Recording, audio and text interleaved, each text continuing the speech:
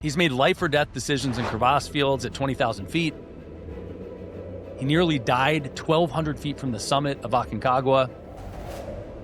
And he used all of those experiences to scale Trainual to 30 million in ARR. Jonathan Ronzio doesn't separate adventure from business. This episode hits differently. All right, summiting Aconcagua or closing your Series B? What produced more excitement for you and why? Closing the Series B because so I actually, about 1,200 feet shy of the summit of Aconcagua, fell to my knees with symptoms of high altitude pulmonary edema. And so my two buddies made it to the top, but I did not get there. And that ended up being like the worst 18 hours of my life, trying to get down to lower altitude and dealing with what was going on inside of me. So yeah, hell of a time on that mountain, but closing the Series B was better. It was a wild day actually in New York. We were out there shooting. This was like June of 2021. We were shooting a new commercial with Daymond John from Shark Tank and with Montel Jordan from This Is How We Do It. And I had just wrote a new, like a remix to This Is How We Do It with Montel for a Trainual song. And you can see behind me, obviously music is a big part of my life. And that's made its way into a lot of our marketing campaigns. But we're like in the city in Brooklyn, just finished wrapping this commercial with Montel and Daymond, and went to dinner and then got back to the hotel and literally saw the wires hit for closing the Series B. And that same day, that morning, my wife told me that she was pregnant with our first son. So it was just an unbelievable day. Crazy. Well, not that anything could beat being violently ill at the top of a mountain, having to struggle to get down for 18 hours, but it does sound more exciting on the business and life front there. All right, so you founded Trainual. In one sentence, describe Trainual to a bartender at base camp. Yeah, Trainual is your company's operational brain. It is the thing that knows what everybody does, what is the best way to do things, how you've done it versus how you need to do it, where the processes are breaking. It's the centralized system that runs all of your onboarding and training and who does what and how, and constantly grows in its knowledge with your company so that when somebody key leaves, everything that they've done for you and everything they know doesn't walk out the door with them. It's that.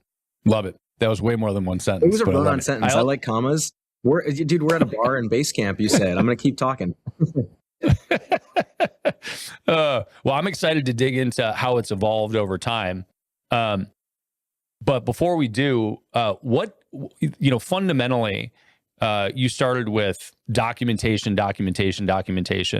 What is one thing that most SaaS founders forget to document early, and it's way too late by the time they do?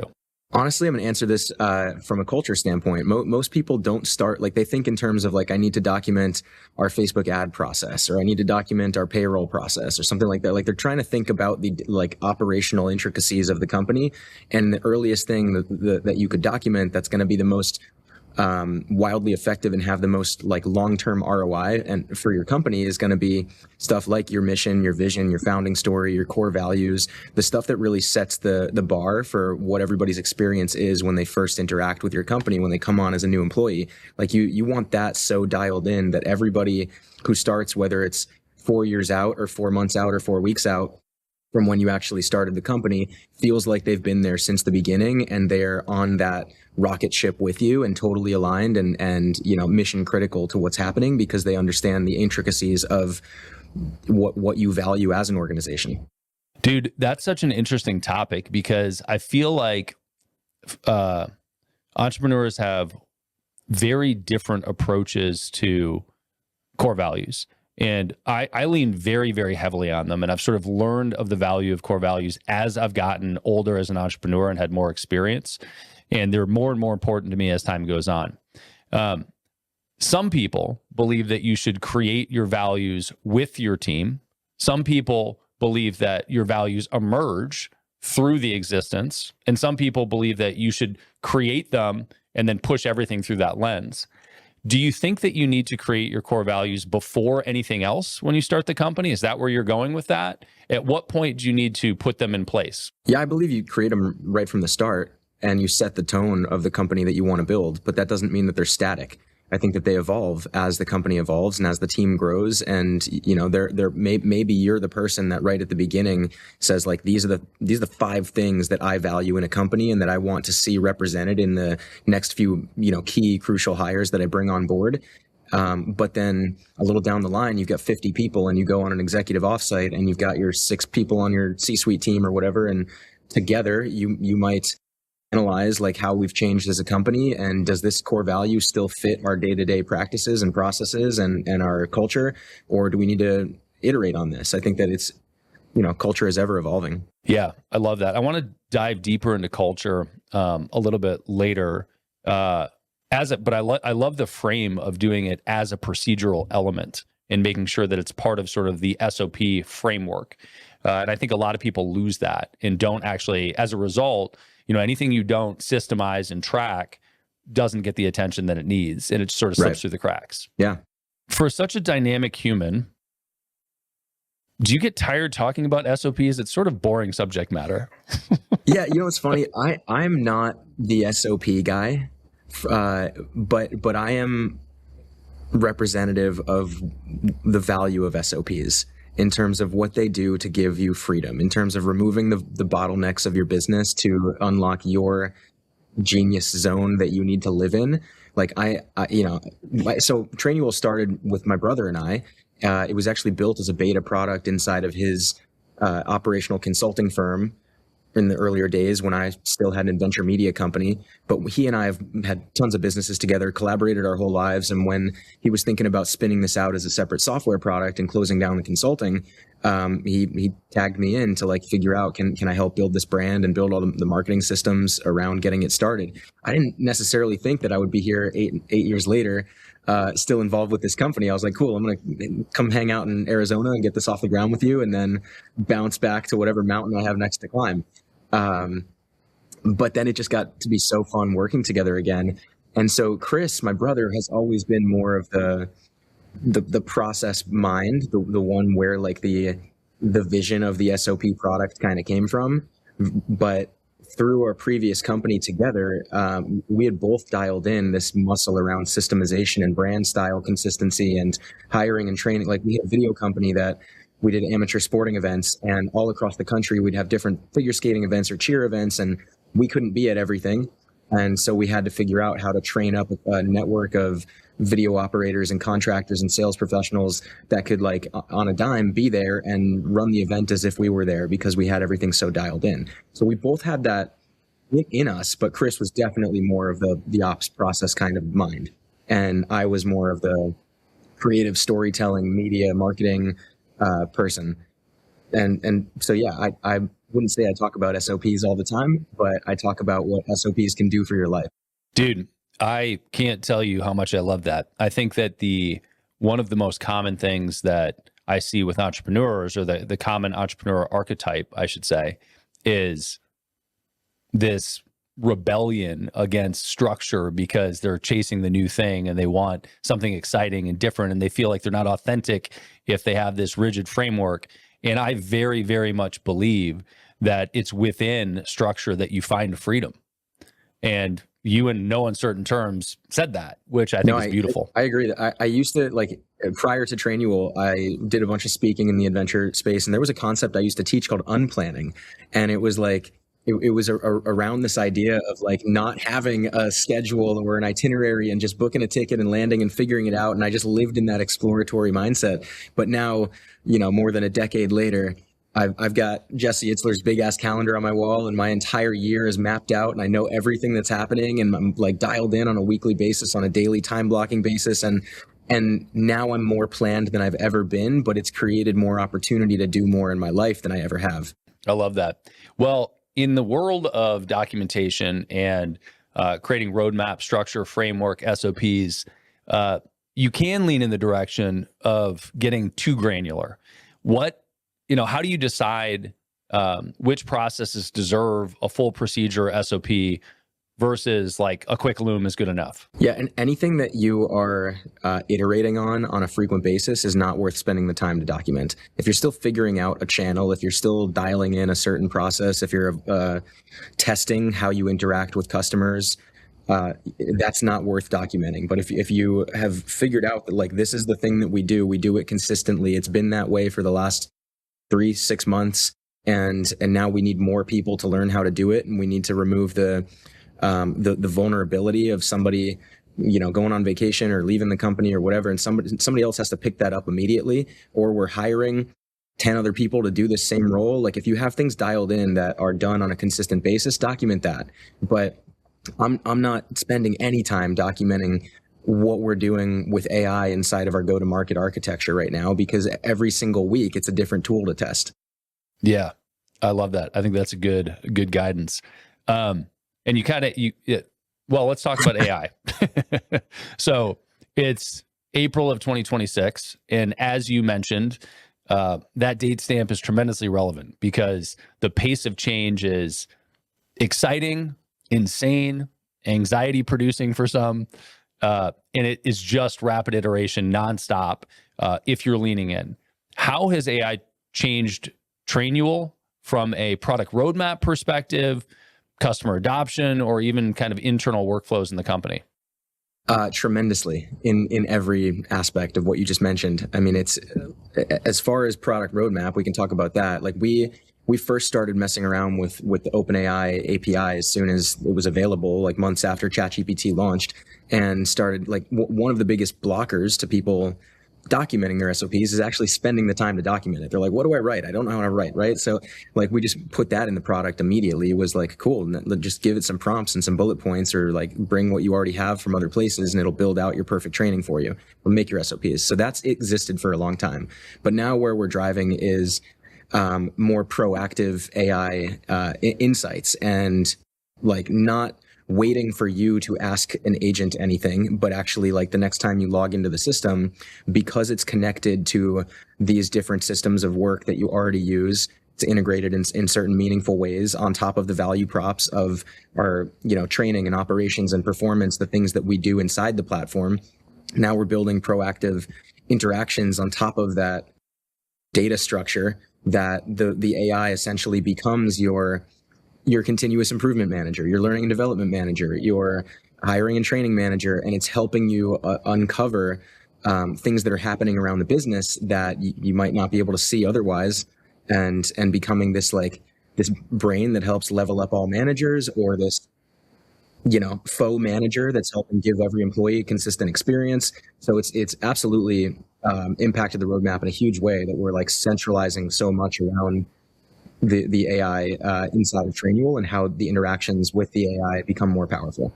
From a standpoint of what we're doing with our like internal processes, I mean, things that would take 2 months or 4 months in terms of a product and engineering sprint in the past are now cut to 2 days or 2 weeks.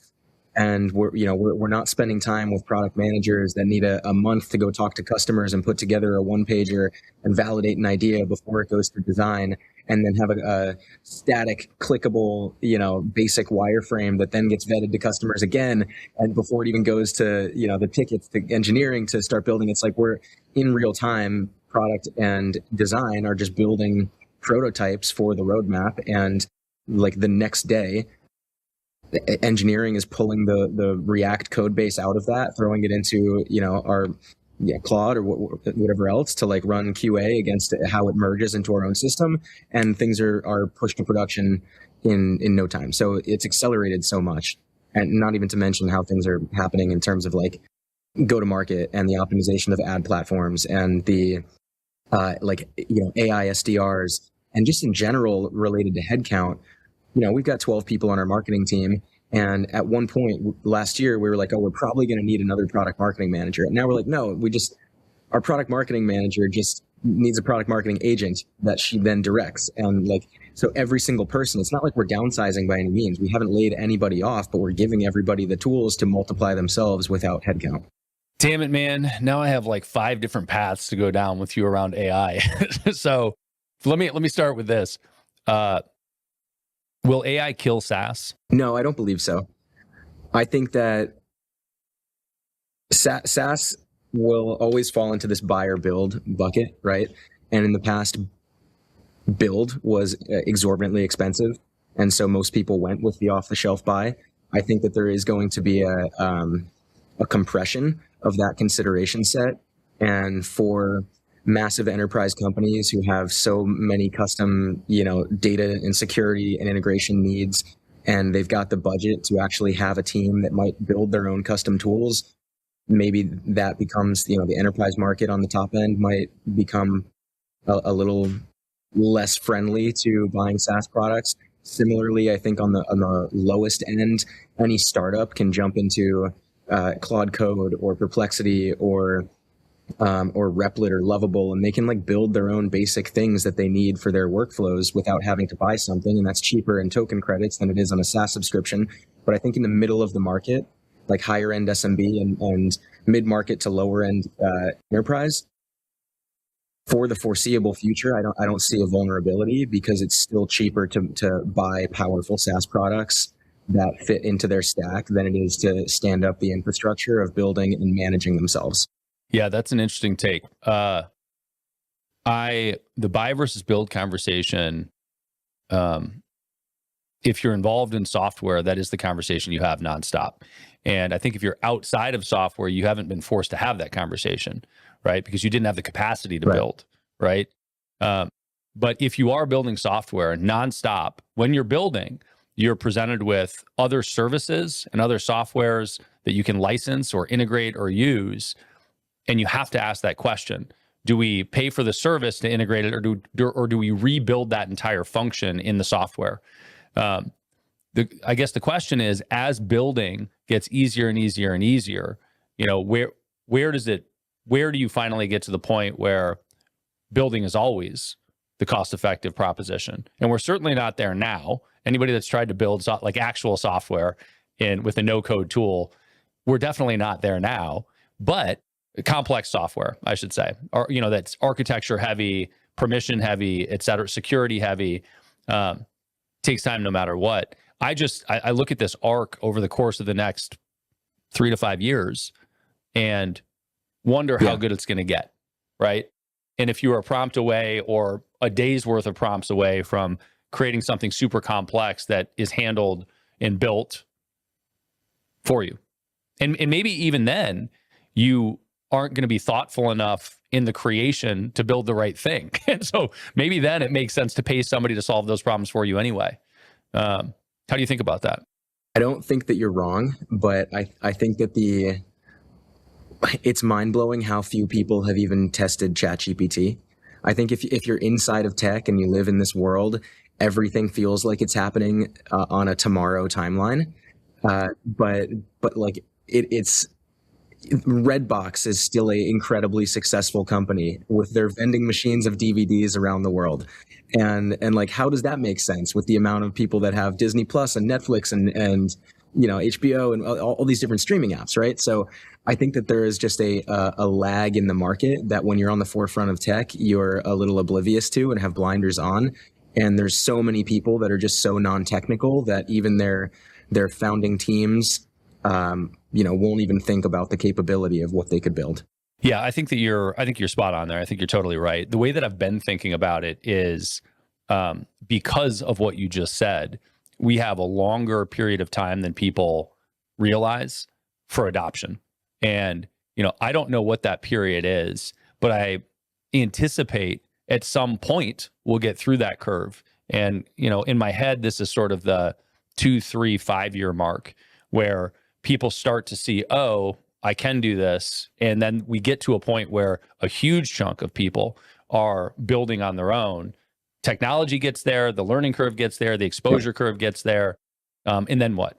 And so the way I'm thinking about building stuff internally is build to enable people with the most badass shit possible right now, while framing out a structure for 5 years from now, or 3 or 7 or whatever it is, to be a different product that works within the pipelines and the infrastructure that I think will probably exist, where building becomes so democratized that almost every business is doing it. Yeah, 100%. I'm a big fan of having a kind of a skunkworks or a labs project in your business that is like its sole purpose is to put you out of business. It's like, go figure out how to disrupt yourself.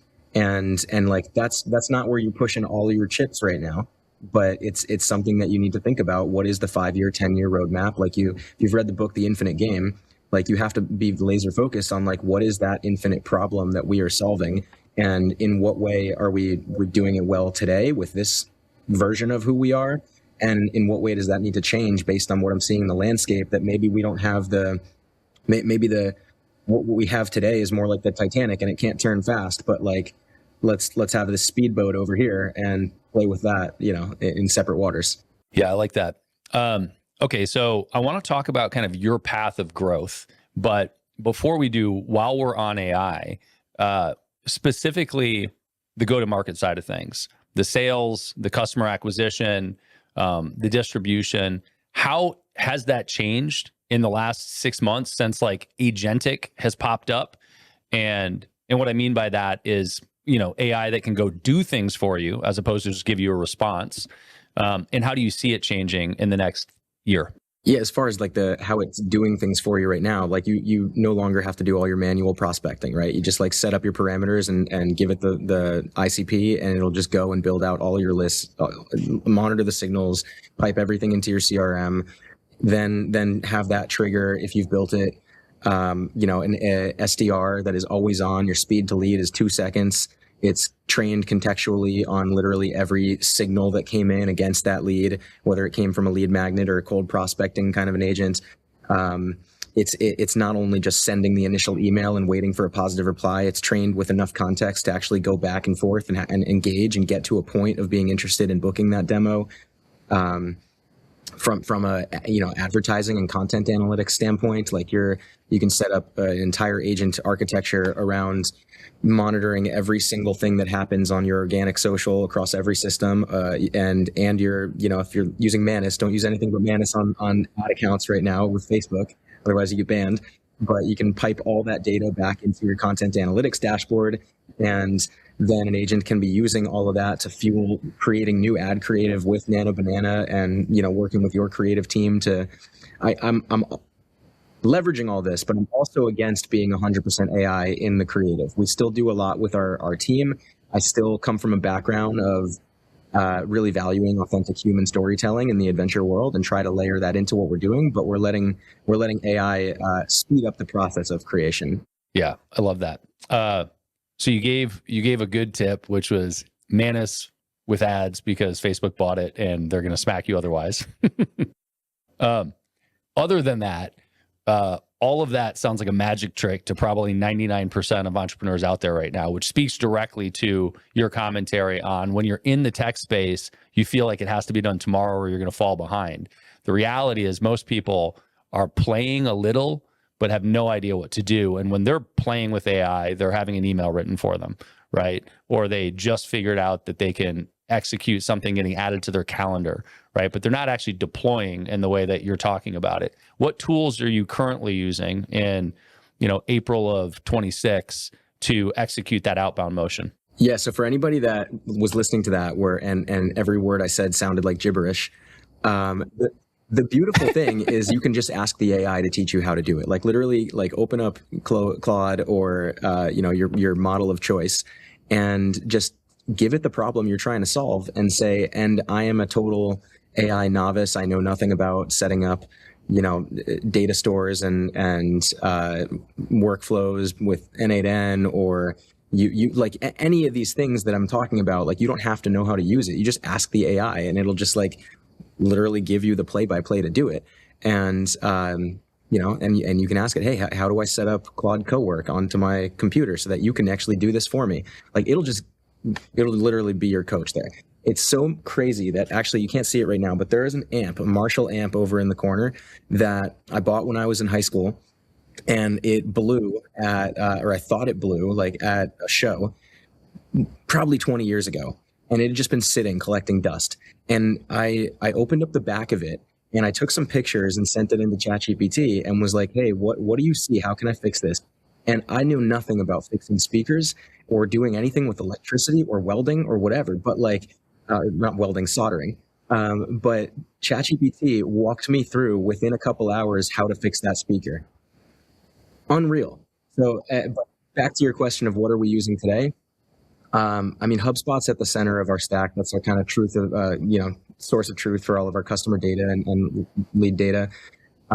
We are using things like Smart Lead and Lemlist to test, outbound campaigns. We are using Alta, which is a kind of an AI SDR platform that we're piloting right now, which is, our outbound reps are leveraging that for all of their list building autonomously and sending campaigns kind of on their behalf.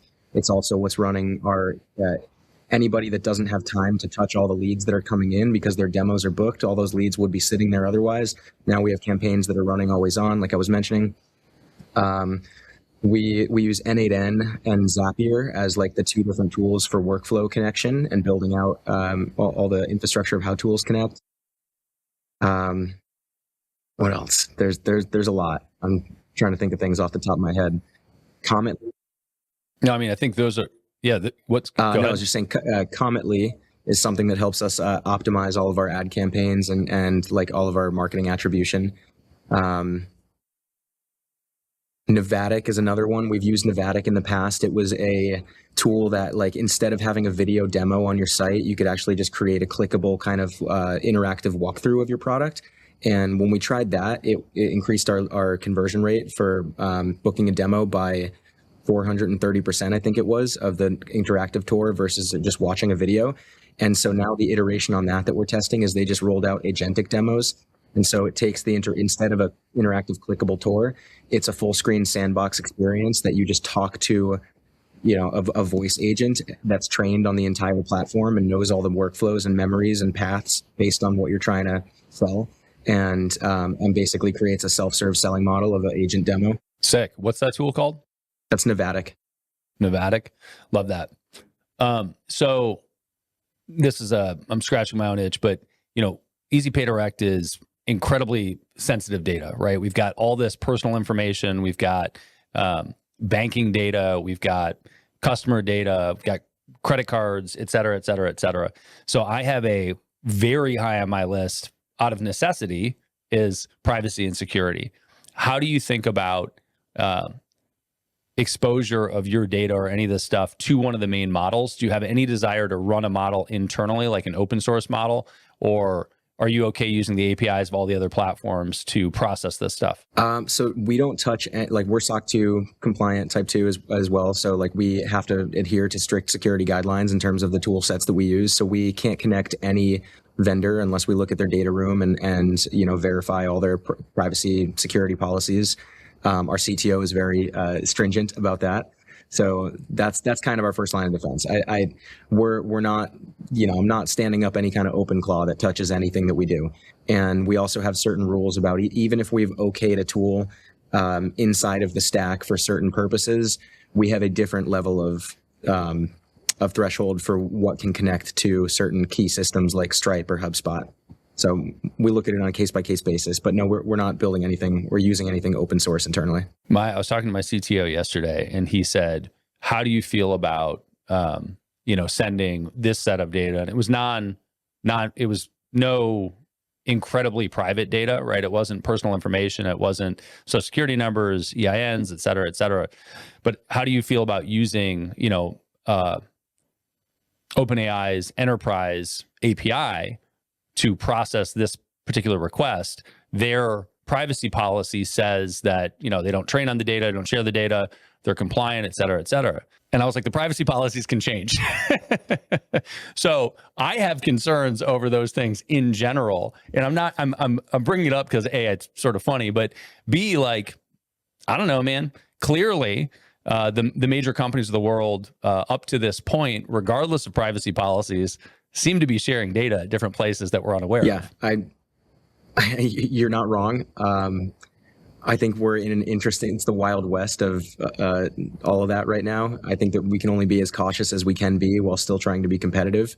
And, you don't want to be absolutely careless by any means, but you can take all the precautions that necessary, but then, Anthropic just talked about how like they won't even release the Mythos model for another 100 days because they need to lock this thing down because it like found 10,000 zero-day vulnerabilities across 20-year-old systems that nobody on Earth even knew were there and could like basically break the entire internet and release everybody's data if they just let it go. And so things like that are being created, and who knows if a catastrophe in data security is going to happen at some point. Regardless of the precautions that you take. Not to say you shouldn't take precautions. Yeah, I think it's a tough question. I like to get people's takes on it. Also, as far as Mythos goes with Anthropic, how much of that do you think is a PR play to, I mean, this seems to be their playbook, right? Every model they release, they talk about this catastrophe because their model's so dope, that it's going to break the internet. Do you think that this is PR? Do you think there's a real threat? Is it a balance between? I think it's a balance between. I think that is their playbook. And, they've proven to do that every time. They do some sort of like fear hype about the capabilities because it grabs attention and that works. But the fact that they're not just sitting on it themselves, and then like the fact that they did put together like a coalition of 40 of the top companies in the world to actually like analyze this tells me that there's something real. Yeah, I think that's probably fair. Okay, we'll get back to AI probably 1,000 times because it's relevant in every area of business. But let's back out to sort of the growth of Trainual, period. So you start the company before, and you've raised money a couple times through the process. Notable rounds, I think 6.75 million for the Series A, and then 20 plus million for the Series B. Is that accurate? Yep. Yeah. So before you raised, how did the constraints of bootstrapping shape your growth playbook, and how did it change once the first round of capital hit? To be honest, we didn't operate differently. We took more bets in different new channels. Maybe once we had enough funding, we scaled the team a little bit faster, the roadmap a little bit faster. But our how we operated the company didn't change a lot. Like even before the Series A, probably like April or May of 2018, we were a few months into the business. That's when we started like messing around with Facebook ads and testing scale that way. And when we saw that things were working, just insane results, we just started doubling down. And kudos to my brother. He took a flyer on this, but he ended up going like almost $400,000 in credit card debt just on Facebook ads. And so we just like kept pushing because the CAC worked and the unit economics seemed right, and we wanted to push growth fast enough to gain market share and have a shot at a raise. So it's not like we waited for the money to take those big bets. We were spending a lot of money that we didn't have in the early days. Yeah, that's the bootstrap game, I suppose. Yeah, no, it got fun though. It changed, the scale of what we could go after. I mentioned the whole like Montel Daymond kind of thing. Like we wouldn't have been able to do that in the first year to reach out and collaborate with those kinds of people. But I always had Super Bowl worthy ideas that I wanted to pursue, and it got more possible to do kind of wild ad campaigns and bigger experiences. What KPI dashboard's open on your phone right now? What are you looking at on a daily basis? Strava. Love it. I've got the London Marathon in 2 weeks, so that's the one open on my phone. Damn, that's ambitious, man. That's awesome. I don't look at the KPI dashboards of anything in the company on my phone. I contain that to work. I mean, I've got Slack on my phone and email on my phone, but like I'll check in and coordinate and collaborate with the team via mobile. But generally, I like to not let that be a distraction when I'm out, with my family or on an adventure with you up in British Columbia or whatever it might be. So I keep most of those dashboards and the real meticulous insights and analytics on my laptop here. That's amazing. I don't know how to do that. You have to teach me. I have so that's actually a really, really relevant consideration for, I think, most entrepreneurs. I think most entrepreneurs feel like they're pulled in 1,000 directions all the time. And the vast majority I see behave that way. And it is the few that seem to have some sense of, I'm going to call it balance. But my my approach to life has defaulted heavily in the direction of alignment over balance. And so I'm trying to find the activities that I can do that feel like they enable me to experience other parts of life without losing sight of or motivation for or the drive towards the primary objective of the business. How do you look at balance versus alignment? I love how you say it. I think that balance on a short-term scale is total BS. I think that anybody thinks that they need to, have their, like, I work my 9 to 5 and then I do, I clock out and I don't touch anything and I hang out with my family, and they're like, on a daily basis, that just doesn't work for me. I try to look at balance. I agree with alignment in terms of like what I'm pursuing in a year. I look at the macro of it and make sure that my year has enough stuff with my wife, enough stuff with the kids, enough stuff, music wise with my band, and taking into account all the things I have to do for the business and all the different trips and events and board meetings and whatever else, travel and adventure and stuff. I make sure all that is reflected in my year, so that on a day-to-day or on a week-to-week or month-to-month basis, certain things may take more, priority, more attention share from me. And like sometimes you have to grind harder to push different goals forward, and then other times there's a little more leeway in this area of your life, and so you can pour more energy into the other bucket that you need to fill up. But I look at it on more of like over time, do I feel like I'm giving enough attention to give myself fulfillment in the areas that matter to, like, all the different areas that matter to me, versus do I have work-life balance today? I think what I kind of heard, and maybe, I don't know, this is just how I internalized it, but was sort of alignment in the day-to-day, balance in the aggregate. Yeah, I would say so. Okay, let me go back to fundraising here. So 2 rounds, and at some point, Daymond John joined the cap table. And it sounds like you had this kind of ongoing courtship or relationship with him where you're talking, and at some point he came in on the cap table. Why was bringing him in important to you? And did he have some cultural imprint on the company? What was the significance of that particular participant on the cap table? Yeah, so when we did first start running Facebook ads, this was back before the Advantage Plus and kind of like AI doing all of your targeting for you on these channels. It was when you had like real targeting based on lookalike audiences. And so we would select like people that like Gary Vee, people that watch Shark Tank, people that read Entrepreneur Magazine. Like, we had this profile of people that we were going after. Now our ICP has changed over the years. So today it's less that audience, that's small business audience, a little more mature. You have to have management layers in your company and mature SMB. But in the early days, the founders of small companies were who we were targeting for early adopters of the product. And Shark Tank and the sharks were very effective lookalike audiences for us. And so we knew that if we could collaborate with one of them and get them to endorse Trainual, we could run that as an ad, and that would stop people scrolling in their feed more than just seeing a selfie video of me. Not that those didn't work, but we borrowed some brand authority from Daymond. So yeah, we initially engaged him for our virtual user conference. The first time we did it was November of 2020, and so this was like when all these speakers, their like speaking roster went out the window because of the pandemic, and so now they were taking every virtual thing that they could. So we got Daymond for cheap to do the like opening Q&A or like the keynote Q&A of our Playbook event. And after that event, his team reached out. He was like, "Hey, he really likes what you guys are doing. He liked your vibe. Like, let's keep talking and see if there's like some alignment here." And we just kept talking until separately we had the Series B that was happening, and he ended up participating in that. And I wouldn't say he left any kind of cultural imprint on the organization. He very seldom interacted with most of the team. But he spent time with Chris and I, or a couple other people that would be involved in like shooting commercials when we get together.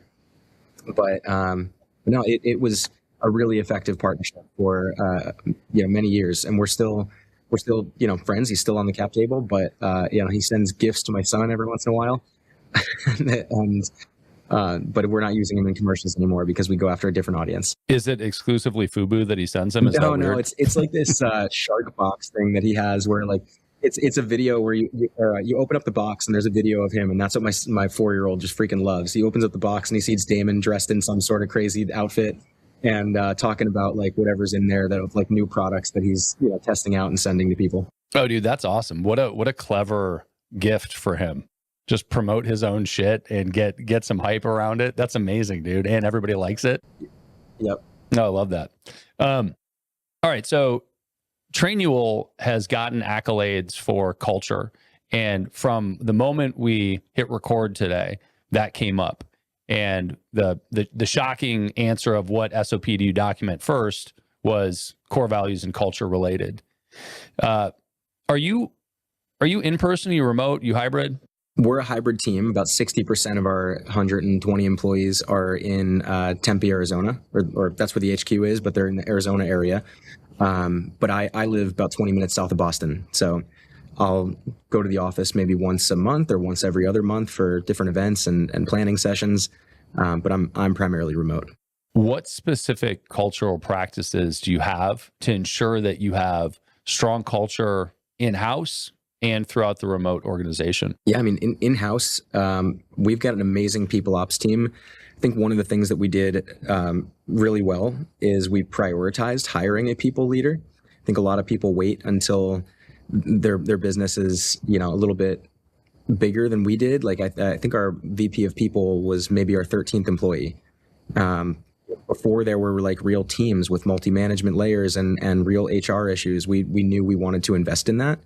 And one, it's a matter of who, not how, right? And Chris and I love people and love the team, but like also didn't want to be the ones in the weeds of dealing with some of the issues that were coming up in the HR side of things. And we wanted somebody who was passionate about that so that we could focus on growth strategy and product strategy, right? So we hired a people leader very early, and Sasha, to her credit, has built an amazing people operations function that really has dialed in the in-person experience. Like whether you're in person or remote, we fly everybody into the company for their first week of onboarding, roll out the red carpet for them in every possible way. We care, obviously, because it's our product, we care a lot about the onboarding and training experience. There's plenty of events that happen at the office all the time, different activations. And then from a remote standpoint, like similarly, we have affinity groups set up. So everybody via a Slack channel, there's ones about family, there's ones about certain ethnicities and heritage, celebration. There's stuff about pet owners. There's stuff about like, music releases and like any kind of thing that you could imagine that multiple people are interested in. They've set up clubs for inside of Slack, and then have Zoom engagements every once in a while for those clubs as well. Two things. One, I find Slack to be horrifically disruptive. We use Slack for urgent communication is the label that we put on it inside of the company, because I don't want it to distract people throughout the day. And just like your phone and text messages or an inbox, but now it's really text messages on your phone, it can drive your entire day if you let it. How do you think if you let it? So how do you think about, do you have rules in place, or how do you think about those Slack channels that are there to build and promote culture intersecting with their day-to-day work? And how do you architect that and make sure that it does what it's supposed to do? I mean, we live in Slack. Nobody internally emails each other unless they're on a thread with somebody externally. Everything is communicated in Slack, or if a meeting in Zoom, or an in-person meeting. So, but there's no micromanagement on this. It's just we trust our people to get their work done. We know how, we trust our leaders to assign the right priorities and to be managing to accountability on deadlines and results. And as long as the work is happening, I don't care if somebody is, jumping in the Family Matters Slack channel a couple times a day to like somebody's photo of their kids, and in between their meetings of other important stuff they have to do. Everybody's adults and everybody can manage their own stuff as long as we're accountable to the results at the end of the day. I have a fear that things get lost in Slack and that it's not a great place to track things. How do you pull project management out of Slack, or how does it get intertwined with that fast-paced communication inside of Slack? So project management, we use Asana. Anything specifically related to deliverables or, projects that need multiple people oversight on, it's all run in Asana. Slack is more for, quick feedback, conversations, questions. that kind of stuff. So there's pretty good delineation. And as far as like searching Slack, I mean, you can search for anything you need, or you can pipe Slack into Manus as well, and you can ask the AI to search whatever you need. Yeah, that's a fair point. You mentioned events happening at the office. What do those events look like? Are they external events where you're pulling in prospective clients? Are they parties? Are they, yoga sessions? What does it look like? What are you doing for these events that you do at the office to build culture? Yeah, I mean, a lot of it is just team lunches. We'll bring in catered lunches. Some of it is it's generally more employee focused. We very rarely have like partner events at the office, but a couple times a year we might bring some people in. But there's trainings. There's our we have a cadence of every other Monday we do an all hands, and anybody who's in the office is gathering in the training room there.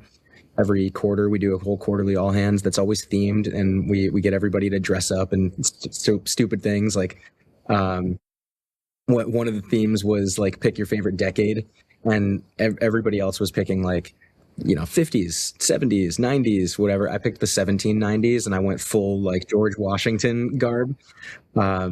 So yeah, we really lean into that kind of fun stuff. So there might be wine tastings in the office. There might be, everybody go to a movie. And your head of people guides this? Yeah, her and her team. They do a great job.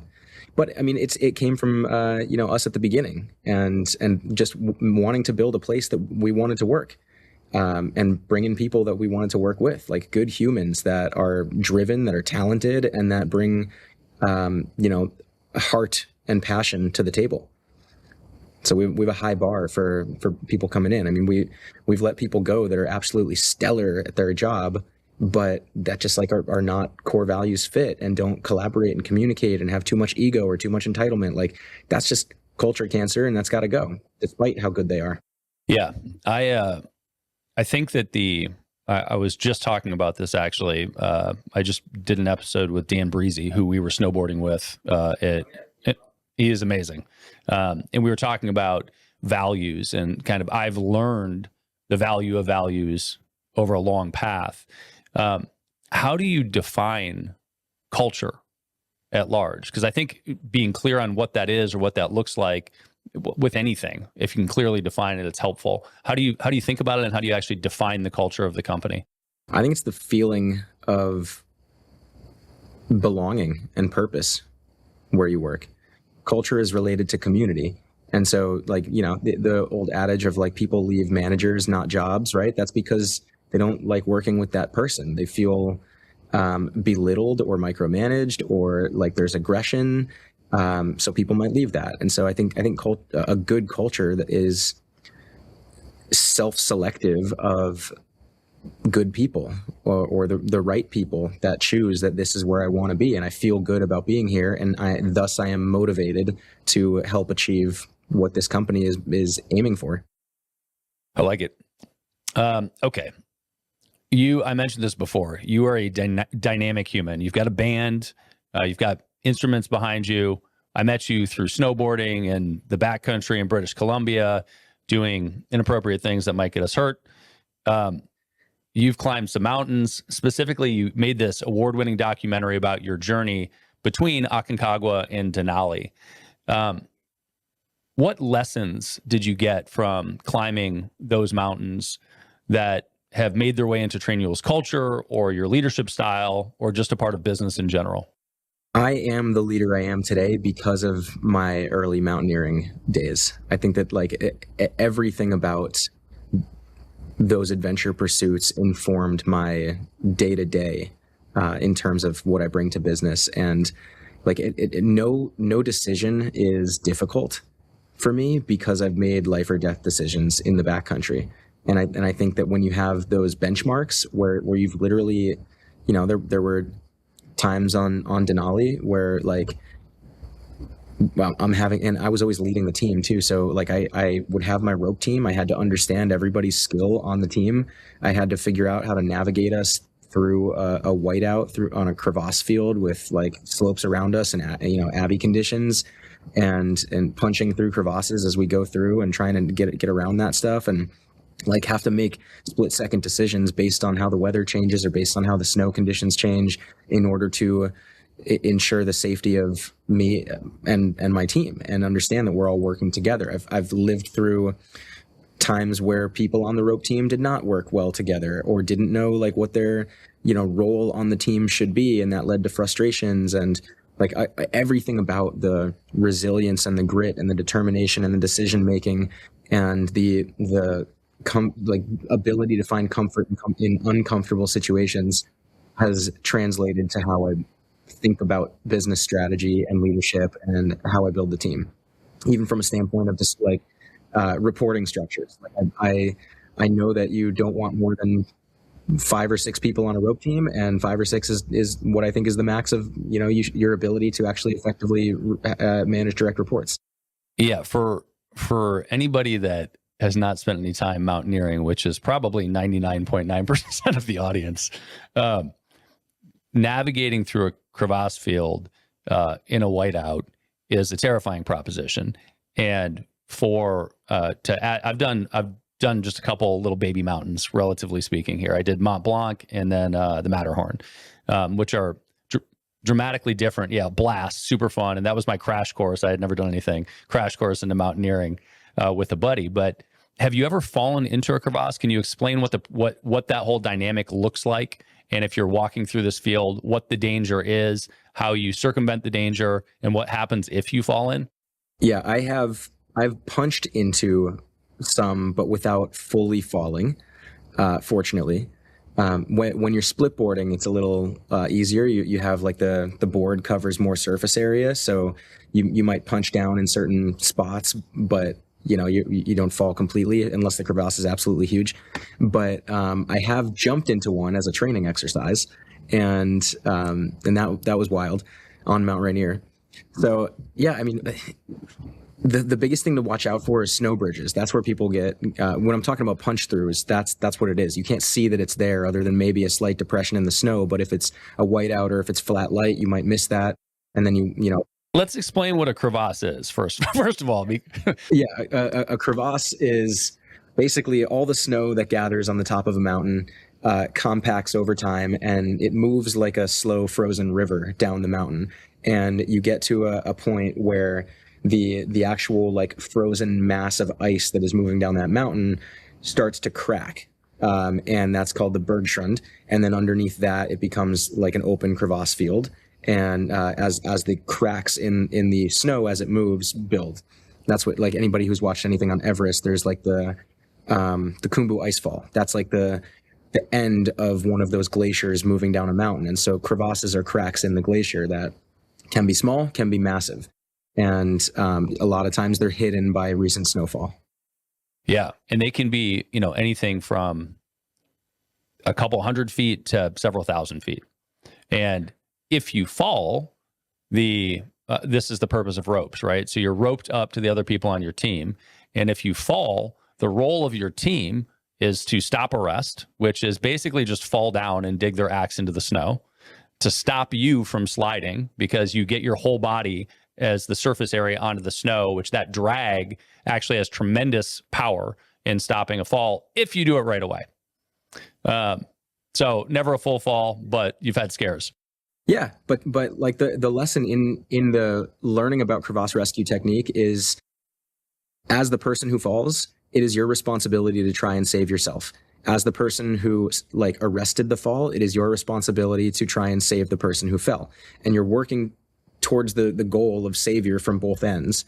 And like that can translate, of course, to anything that you do on your team as well. That's like, we have a core value that's carry the groceries. It's like, help others out, right? It's not just about you or them. And so like you're both trying to achieve the same outcome as a business.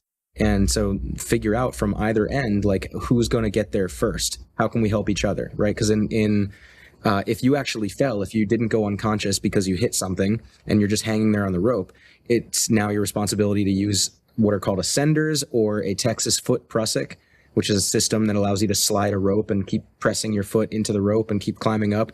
You do that while at the same time, the people who arrested the fall, ideally more than one person, you have one person still dug in on their ice axe, and then the others are setting up a Z pulley system on taking slack off of the rope so that everybody can get up and you're not reliant on somebody just dangling on an ice axe to hold you. You actually set up some ice screws and snow anchors that then you can set up a pulley to get somebody out. But you're working from both sides to achieve the same result. Yeah, that's terrifying. Okay, so I don't know if you've thought about this, and this question might go nowhere, but in your documentary, you have a section where you got stranded on a Chilean beach between these two mountains that you were climbing. That clip is the most replayed section of the documentary that's on YouTube, which is one of the places you can find it today. What is the Chile beach moment that every founder could engineer in their brand story? So yeah, that was not in the plan. That's the lesson there, right? Like when we think back to the entirety of what that trip was, of course, we had amazing times on the mountains. Of course, like the actual, road trip and hitchhiking and everything through Route 1 up the Pan American and all the countries and all the volunteering that we did was amazing. But when me and Ethan and Ryan get together and talk about that trip, we always reflect on Arica, Chile, which is where we got stuck not being able to get our truck that we bought in Santiago over the border into Peru because of some paperwork issue. And so in order to keep going on the trip, we had to actually just like live on the beach out of our high altitude mountaineering tent, and every single day for 2 weeks try to figure out how to sell that truck on the street. And like that unexpected 2 weeks living on the beach and just interacting with the people in this town, this like northern border town, the last annexed territory in Chile, was the most memorable part of the trip. And to be honest, I didn't even know that had that stat as far as like the most replayed thing on the YouTube video, but that's amazing. And it's because it was such a special, unexpected moment of the trip. And I think that is the lesson, is that when you start your business, the most memorable part of your entire business journey is not going to be something you can plan for. It's going to be when a disaster strikes or when something in the market changes and you are forced to adapt and you're forced to think inside of yourself and figure out and go deep and how resourceful and resilient and creative can I be to get through this? And that's what's going to make the biggest impact for you in your life and in your business. For us, like Trainual, like we could never have foreseen the pandemic. There was no strategy for how to get through that, but like that was one of the most meaningful parts of our entire business journey in terms of how the whole team adapted to all the changes that came from COVID-19. Similarly, when SVB collapsed, my brother and I were on a boat on our way to Antarctica, and our Series B funds were in the SVB at the time. Fortunately, everything worked out. But like the time we spent on the Drake Passage trying to figure out what to do with our company if all of our money went to zero, and like what would we do when we came back from Antarctica 2 weeks later? How would we course correct that? That is one of those moments that you find out what you're worth. Adventures in general, do you do them for the experience or for the story? Both. The stories are amazing, but I'm just innately drawn to experience new things and to push myself in new challenges and see new places and experience new, cultures, communities, sites, whatever. It was something I played traditional sports growing up, but I was never really into them. I didn't go too deep down like the baseball or the basketball route. I don't watch professional sports ever. I watched Planet Earth when that first came out on Discovery and was like, I gotta go to New Zealand. Like I need to experience the world. And then just became addicted to travel and adventure and pushing, what we're capable of. Like we have finite time on this planet and I'm trying to live every life that I can. I want to be a musician. I want to be a SaaS founder. I want to be an adventurer. I want to be a dad. Who knows what's next? Maybe I'll start a brewery or something. I have no idea, but I'm trying to live every life, and I'm trying to do more on this planet in my time here than anybody else that I know. And if there's people that are doing more than me, I respect the hell out of them, and I want to be around them and learn from them. That's dope. Yeah, I ask because my experience in Adventures is there seems to be some critique amongst adventurers for those that are doing it just for the story. And the more experiences I have that are unique, the more I believe that the story is a major part of the experience, because the experience is locked in time and you get to have that experience with the people that you do it with, and you bond with the people that you do it with. But the story stays with you forever. And the amount of relationships that you can build through sharing the story far exceeds the relationships that you build through the experience itself. It's very different, but it's certainly a big part of that experience for me as well. I mean, it's the definition of type 2 fun, right? Like any of the things that we do that hurt in the moment, that like when you're taking your next step at mile 40, crossing the rim to rim to rim in the Grand Canyon, and you're trying to get back up that last self rim, the head wall, it's not feeling good. You're like, why the heck am I doing this? But then as soon as you finish, whether you share that story on a stage or on social media or never, but you reflect on that story with the people you were there with, the story always is what makes it worth it in the end. Outside of snowboarding with me in BC next year, what other adventures do you have lined up? So like I mentioned, I got the London Marathon in 2 weeks. I've got 29.029, the Everesting Challenge in Whistler at the end of August. I have the Berlin Marathon at the end of September. So yeah. So after knocking out London and Berlin, I'll just have Tokyo and Sydney left on the majors. So hopefully those next year. In addition to obviously the bald-faced trip. And then other than that, I had a ton of time with family. I think we're going to Italy and for my mom's 70th in November. And actually last week, I got word that I got my dual citizenship for Italy. Yeah. Crazy. Why'd you do that? I mean, if I didn't do it, my kids would never have been able to. There was something about like the like timing of it. You had to be a certain amount of generation removed, and after that, like you wouldn't have the ability to claim it. And so like my great grandfather Raphael came over from Italy in 1913. He happened to have children in the United States before he naturalized, and so based on a couple different things, like I qualified. And so my brother and I went for it. We got it. Now our sons have it as well. Our wives can have spouse residencies without having timed visas. And now we can open businesses anywhere in the EU or have property anywhere in the EU. And so that's exciting. Cool. Okay. So you have all these other things going, and this idea of balance and alignment is fascinating to me for those things, which are very clearly life enriching activities, both the type 2 shit like running marathons or adventures that crush you physically, and also the ones that are purely enjoyment, right? And I look at bald-face that way, right? I look at adventure snowboarding that way, backcountry, heli, cat, whatever. But then you have this other chapter. So you launch BreakBot, which is seemingly like a side hustle. You have a funded company that is accelerating through this new change of AI in a ever-changing world. How do you think about having your head in the game and building your core project or doing these extracurricular activities like BreakBot? Was that a strategic brand play, or was that a creative release? Was it a side hustle? Where does that fit in? And how do you rationalize that versus it being a distraction? I'll answer this in a couple ways. The BreakBot in and of itself was actually a lead gen tool for Trainual. So that it was like, during the pandemic when everybody went to Zoom and everybody was just getting booked back to back to back to back, I was feeling that. It was like, what? I never have time to even get up to take a piss or grab a coffee. And everybody's complaining about this. And so I just work to create a Google app or a Google Calendar plugin that automatically, you set the rules and it automatically scanned your calendar and added whatever size breaks, like 10 or 15 minutes breaks you wanted. If you were booked for 3 hours or 2 hours, whatever parameters you set, just automatically added breaks to your day to take care of you proactively.